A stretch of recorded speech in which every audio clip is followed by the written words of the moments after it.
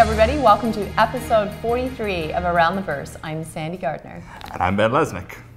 The Hull series sale is over, and it looks like we have a lot more new space truckers in the verse. Yes, a whole lot of people picked up these new ships. And, we're very sorry. We are done with Hull puns for now. Yes, what the Hull. The monthly report went out last Friday, and it was one of our biggest updates yet, which actually broke our website. Yes, this was our longest update to the CIG website ever, during which James and I, late over Friday night, discovered that there's a character limit in our CMS. So that's as long as our updates get in the future. If we have more to say, we're going to have to split it into 2 monthly reports. And we hit $81 million in crowdfunding. So thank you to everybody who's been a part of that. It's truly incredible. I know at this point you could probably do some sort of ridiculous supercut showing me saying it's incredible and it's unbelievable over and over again, but it truly is. We are constantly blown away by the support. What you're letting us do is incredible, so thank you. Bug Smashers made its solo debut yesterday. Let us know what you think. The only bad news about that is that I can't shout Bug Smashers anymore, so much like the Hull puns, that was your last one. Now let's go to the Spectrum for news from around the verse.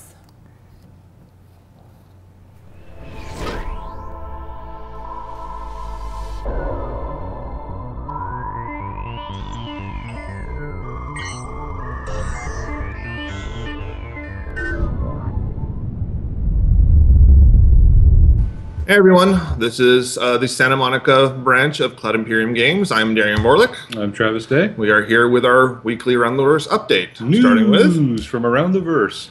So yeah, first up, one of the things we've been working on is the repair mechanic. So this is both from large to small, physical to kind of call it more data-driven, like actually getting in and fixing things to repair them versus doing an assessment. But we're trying to have a system that both allows you to do things electronically, because there are some repairs, like IT, that you can make electronically, as well as other repairs that require you to physically get inside the ship, get inside compartments, open things up, pull them out, replace them.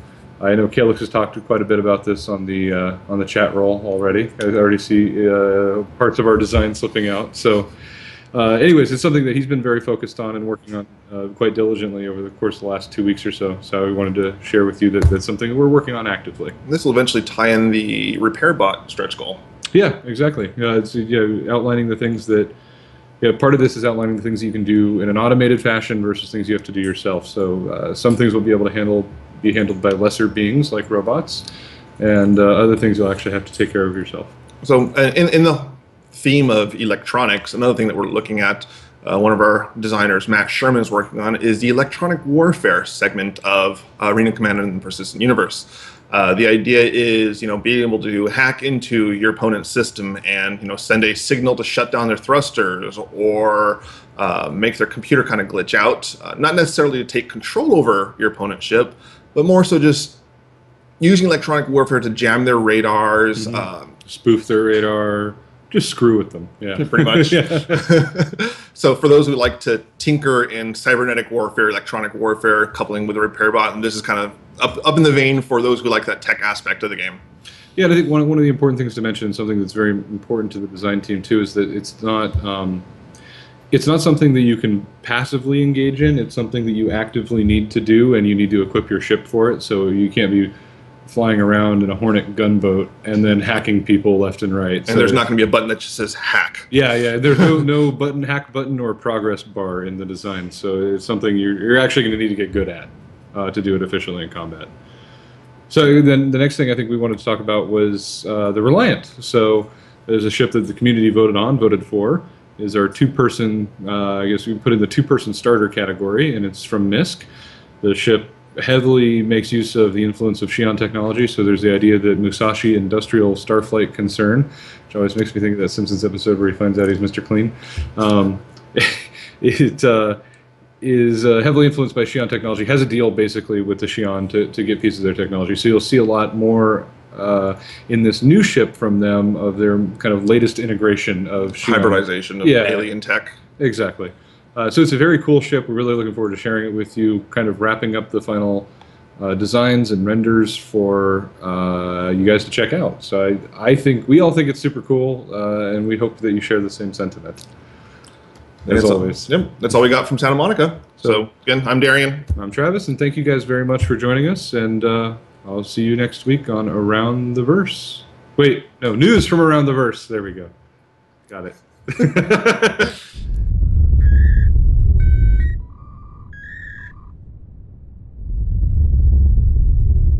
Hi, I'm David Langoliers, senior producer at Ilphonic. And Chuck Bringart, president of Ilphonic. So I guess this week we want to talk a little bit about network optimization, and a lot of the work that's been going on lately is to get things running as smooth as possible over the network. Chuck? Yeah, definitely. I mean, there's a lot of stuff with FPS, network-wise. I mean, one of the issues we're running into with kind of the network bandwidth in our playtest were with rigid body entities. I mean, we have a lot of destructibles, a lot of props in the environment that can be knocked over, kicked over, used for dynamic cover, whatever. And, starting to kind of cause a problem. So our network guy here has actually been working with the guys at Wormbite, and they've been helping out a lot with their eye predictor stuff, which essentially I think is used pretty heavily in dogfighting. I'm sure you guys have seen videos about it and stuff like that, but they actually applied it to rigid bodies, especially for FPS. So it's something really cool. It kind of does, predictions, so it can throttle bandwidth of basically all the props kind of going across the network. So if you kick something, it kind of predicts where it's going to be. It's not as, you don't need as spot on as like an actual player, but you do need it to land in the correct positions on all clients, and you need it to like move in the correct position across all clients as well, just general directions of where it should go, because it's a major thing for gameplay. So that's kind of a lot of what went on this last week, and stuff that we're actually powering through again this week to just kind of tighten up performance and kind of get gameplay right. So we're about to hit some playtests pretty hard and see how all these changes worked out. So Yeah, and in the end, this just means in general smoother gameplay for you guys. It allows us to get more players into the match at once and just have a smoother experience in general. So yeah, that's pretty much it for this week. Thanks, guys. thanks.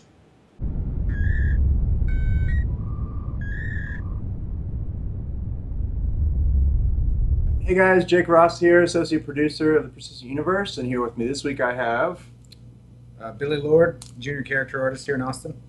David Jennison, lead character artist here in Austin.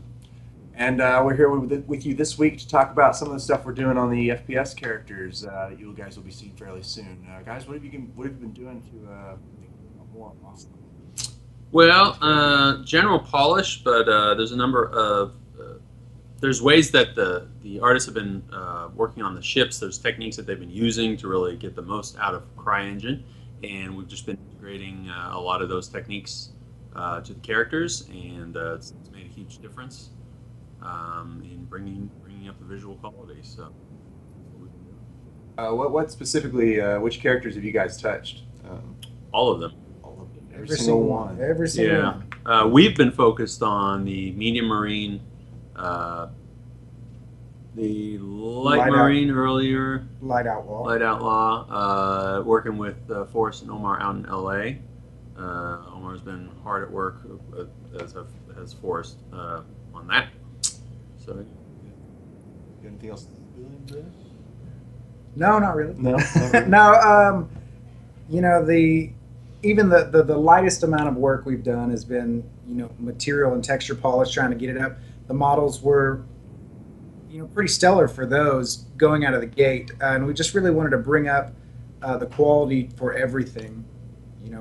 With such a fan base as we have, we don't want to deliver anything but the best. So, just taking the time we can to polish it, and so you guys will have the greatest FPS. As well as the best damn space sim, as your hat says. Exactly. Yeah. Cool. All right, cool. Well, that's all we got for you this week, guys. Thanks, and we'll see you around. thanks. Thanks.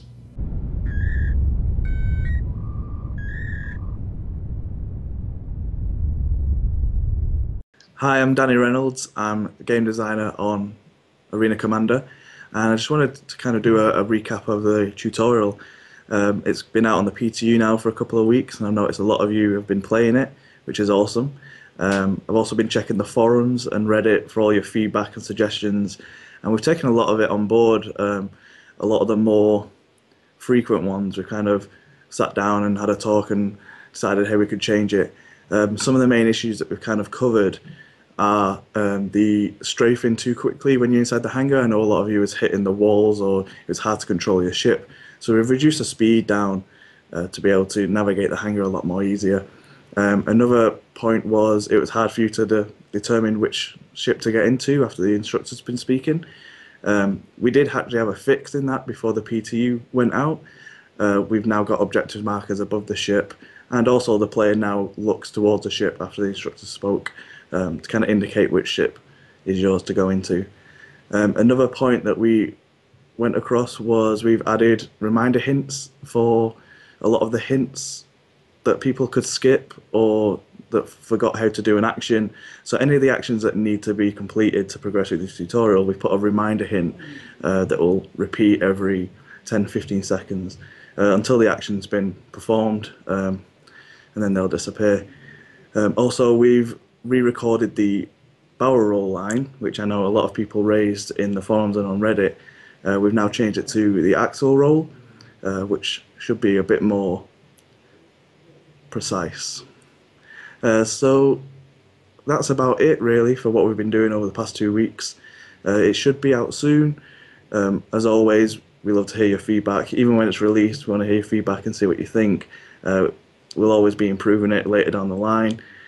So that's it from me really. Goodbye.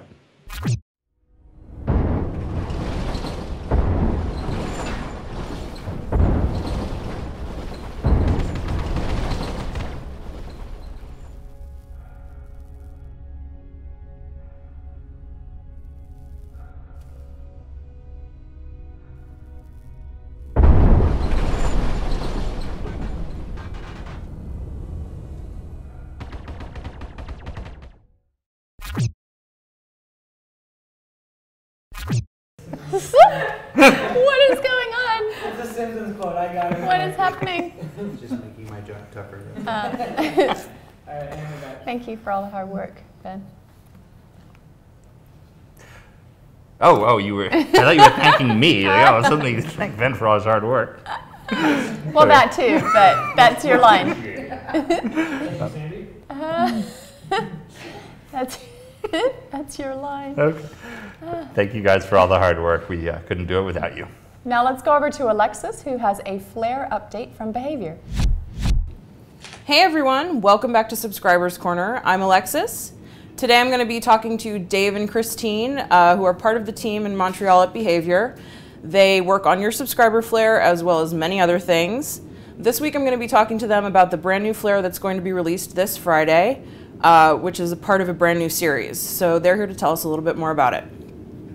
Hey guys. Hello. How's it going? Pretty good. All right, so why don't you tell us about this brand new flare series that's going to be starting?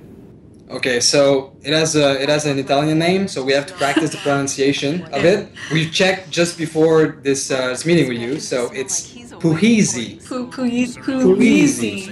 Something like that. We have to work on it. Yeah. It's like Xi'an, it's really complicated. Everybody will have their own way to say it. Yeah. So the collection is it's an explorer's collection. So basically, it's a company, Puhisi, will send to every subscriber an oddity from space so that they can collect and put in their hangar. So it comes into a really cool case with inscription on it on what the object is. And this month it's going to be a piece of Elis, a planet that's been destroyed by its own moon. It was the rogue asteroid that crashed into the moon of LS-10, and then as the moon disintegrated, collectors went out and fetched these rare artifacts from the destroyed moon. Yeah. So we put it in the case. So it's like a fancy space rock. Yes. That's it. Epic fancy. It's just an epic fancy rock. And so will there be more? There will be more of this series in the future. Absolutely. So, like the subscriber probably seen, every other month we have a Takowitz model. So, for some time, every other month is going to be a Poisi collector item. Cool. So another thing we wanted to talk to you about is something called Hyper Vanguard Force, which you guys worked on. It's super cool. I was playing it on staging last week, and it's really fun. Do you want to tell us a little bit about that? Yeah, okay. So Hyper Vanguard Force started, well, there's a cool story on how it started actually. So on lunchtime, I usually go out in a cafe with my laptop and do pixel art because I like it. And at some point I'm like, hey, I'm gonna try and take my two passions right now, Star Citizen and pixel art, and do something with it. And I did this first like Hornet ship as a shoot 'em up game. And it got a little bit of traction. Ben saw it, and some people on Twitter were saying like, "Hey, you should do a game with that. That would be quite nice." So we kind of decided to just do it because that's Star Citizen. It's amazing for that. Yeah. I like to do little projects on the side, and I was looking for something new to do. And Dave mentioned that he was thinking about working on a shoot 'em up for Star Citizen. And I was like, yeah, that sounds great. I used to do pixel art. I used to work on DS games and GBA games, so it had been a while. But I was looking forward to some new creative outlet, and so that's how it was born.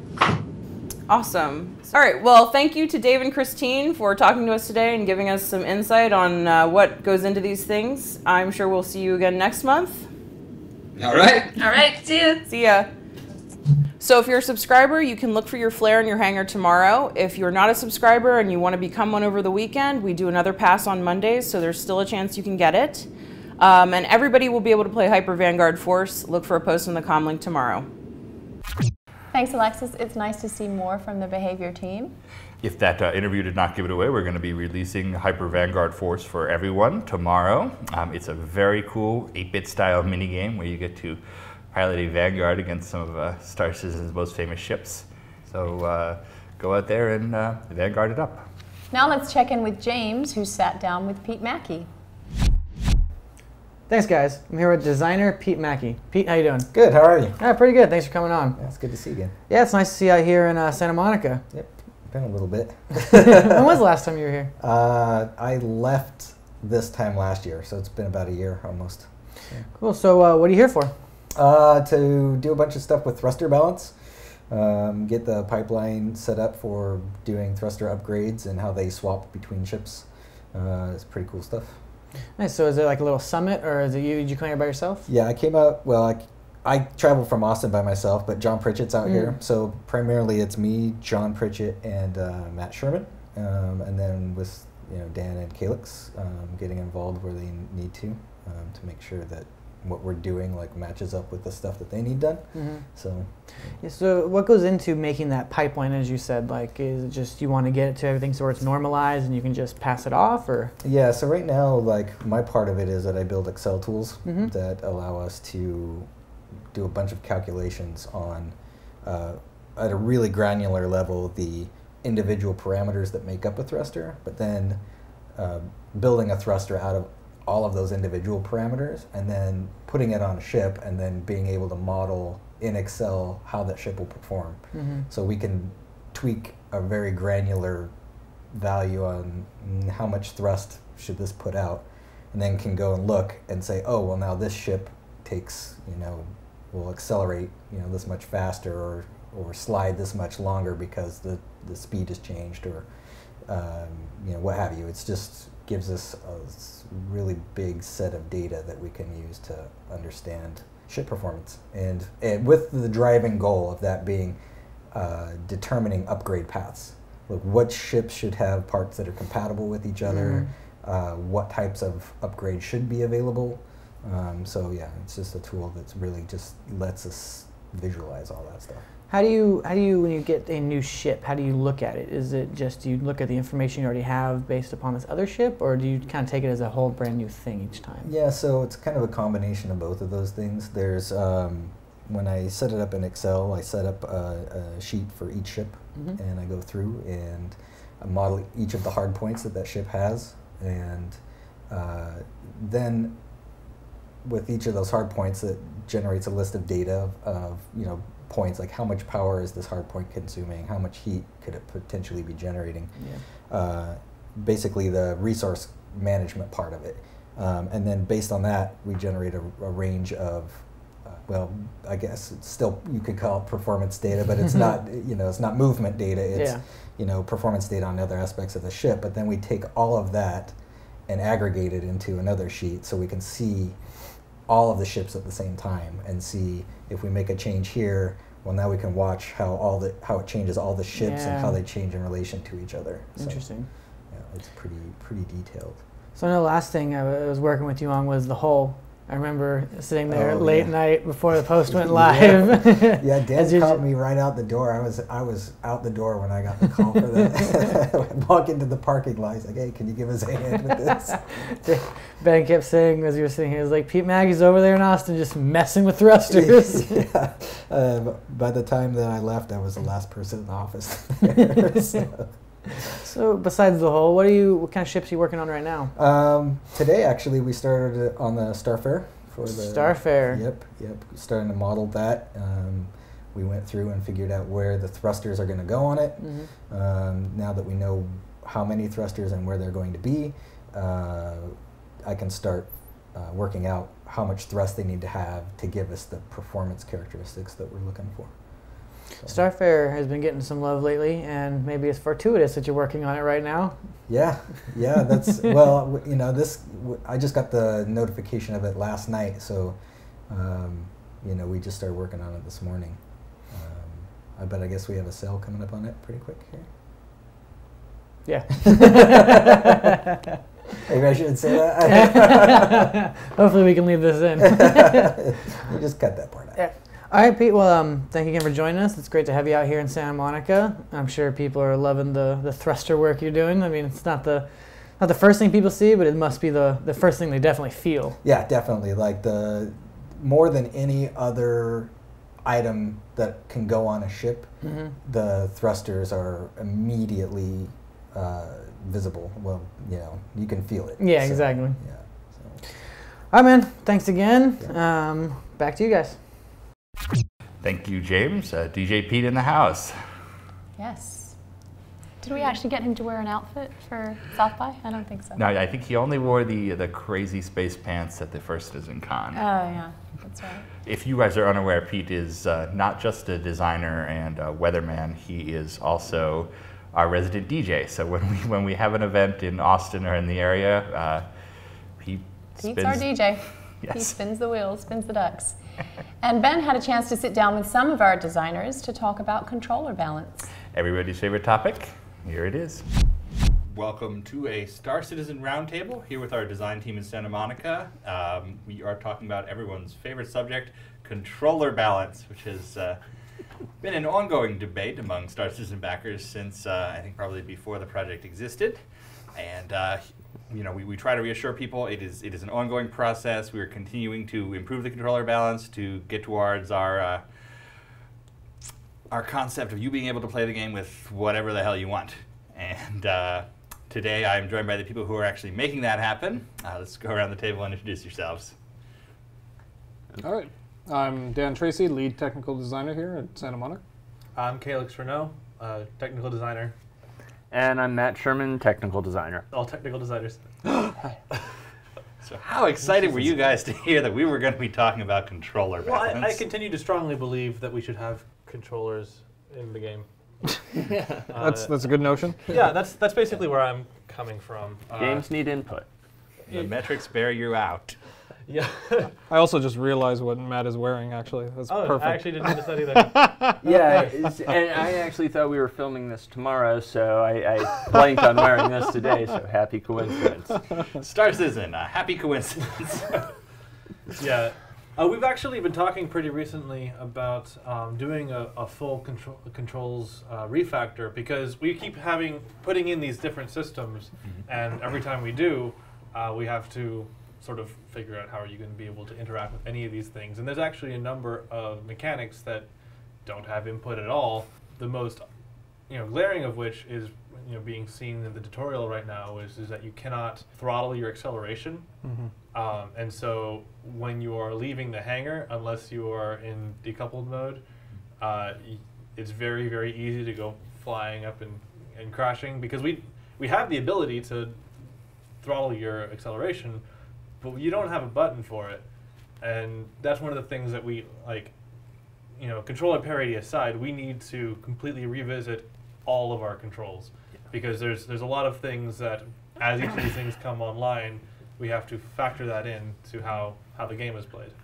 I think just taking a step back at it, you just got to look at it from really the top level is like just, again, from all of the controls that we have in the game, right? Where we have the control over your IFCS, you have control over whether you have comm stab on, you have control over your targeting, your missiles, all of that.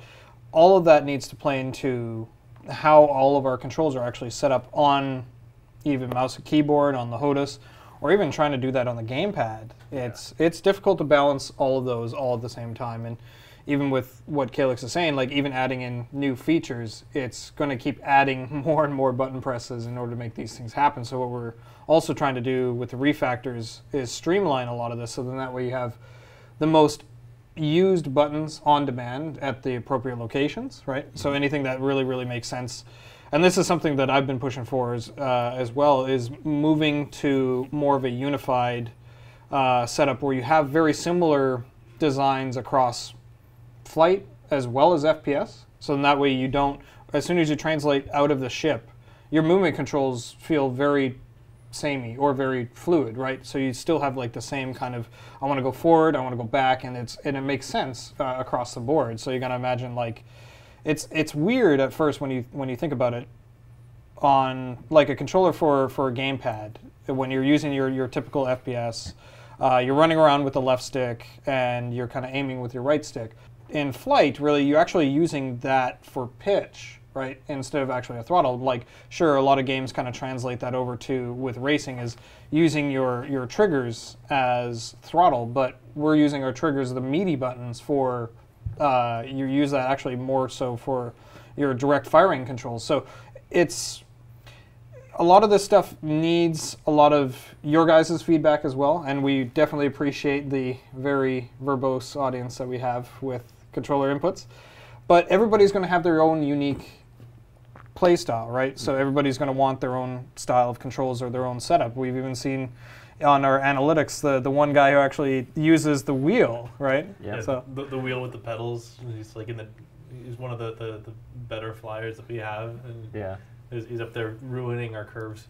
Yeah, I like that guy. Yeah, it's fantastic, because no one expected that. Where it's like, wait, a 325 and a steering wheel is one of the best combos possible. Yeah.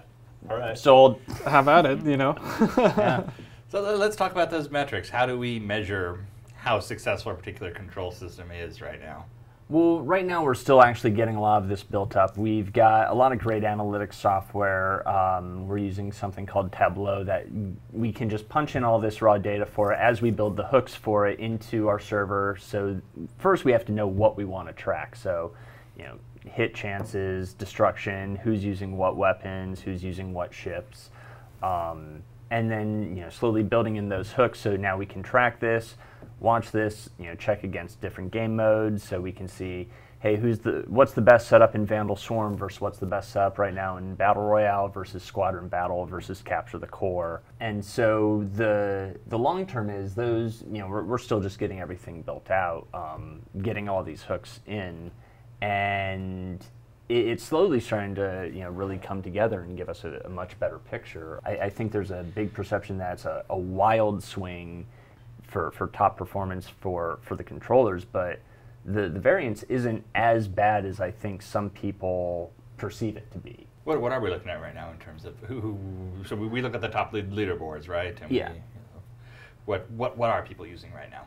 So the most successful control method right now is either keyboard and mouse or a combination of joystick and mouse. They're a little bit over 50% of the top base collectively overall, but it's not, they're not like 70% plus. there's still a good 40% of HOTUS central joystick users still performing well. It's definitely harder. It's definitely one of those issues that we need to look at between either how we handle gimbaled weapons, how we handle fixed weapons. It's in a lot better place than I think some people are worried that it's at. And just with time, more development, more iteration, it can only really get better. Well, thank you guys for joining me to talk about this. No problem. I have a feeling we'll do this again many more times. I appreciate it, and back to you guys. Thanks, Ben, and thank you to our designers trying to balance the game. No easy task. You are quite welcome. And yes, balancing is an extremely difficult task, but we have the best guys in the world working on it. It's time to check in now with Lisa Ohanian and how the ships are shaping up. Here is Ship Shape. Hey guys, and welcome back to Ship Shape. This week we'll be talking about the Constellation, which we've had Josh Coons and Chris Smith from our Texas location working on for quite a while now. Now they've been working to update this ship with 3 major things in mind. The first one is just making it overall more detailed, more functional to fit with the immersive world that we're really going for with Star Citizen. For example, we've added a bulkhead to separate the cockpit from the living area just to make it feel more believable, like an area that someone would actually live. We've added a weapon rack to the living area, and we've also added a missile reload system in the cargo area of the ship. Another one of the big things we've been working on with these updates are making the ship, especially the exterior of the ship, more in line with the RSI manufacturer feel. That means making it more functional looking, lots of hard angles, and just overall cooler as we do that as well. The third big thing that we've been working on is making the ship compatible with our modular system. This is a system that we've been developing before the first Constellation came out to make it more easy for us to create variants or for backers to customize their ship after they've bought it. For example, it makes it easier for us to change things such as the nose of the ship, the tail of the ship, rooms on the inside, extremities and features on the outside. That's it for Ship Shape this weekend, guys. Thank you for tuning in. We really look forward to getting you behind the flight stick of the Constellation for when multi-crew goes live. Yay! I love that segment. Thank you, Lisa. The Constellation is looking awesome. And let us know on the forums what ships you might like to see featured in Ship Shape in future episodes. That about wraps it up for this week, but Star Citizen rolls on. The Starfarer will be back on sale starting this Friday. And the exciting news about this sale is that for the first time ever, we will be making available the Starfarer Gemini militarized variant.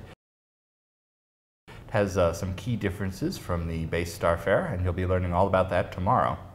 And it wouldn't be ATV without an art sneak peek. Check it out.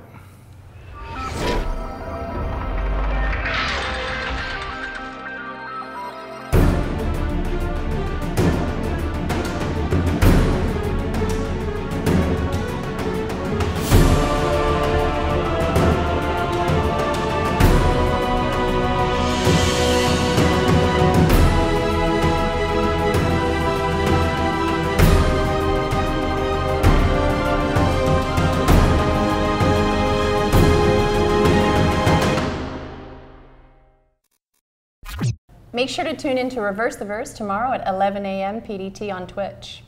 And we have some sad/good news, which is that you are going to be away for a couple weeks. I am. I'm going to London until the end of the month and shooting Squadron 42. Oh, so we can't talk about what your role might be or what's going on with the shoot, but hopefully you will check in with some updates from London, and we will absolutely miss you here in the office and on the show.